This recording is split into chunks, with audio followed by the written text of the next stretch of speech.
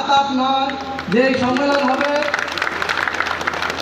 এখানে যারা নেতৃত্ব দিবেন তারাও যেমন নেতা, যারা নেতৃত্বে সরে যাবেন তারাও আমাদের নেতা।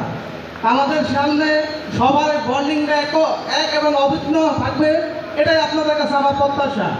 সংগ্রামী নেতৃবৃন্দ, সামনে আমাদের কঠিন পরীক্ষা, সামনে জাতীয় ইলেকশন।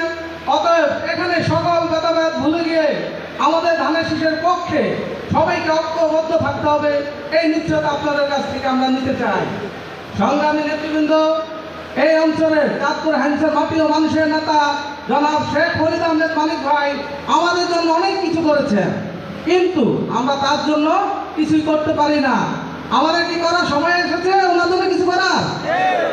অতএব সামনে ধানের শীষের প্রতীক ইনশাল্লাহ উনি নিয়ে আসবেন এবং আপনাদের কাছে নিয়ে আসবেন, এবং আপনারা সবাই ঐক্যবদ্ধভাবে ওনাকে ধানের শীষে জয়যুক্ত করে ঘরে ফিরবো। এই প্রতিজ্ঞা কি আমরা করতে পারি না?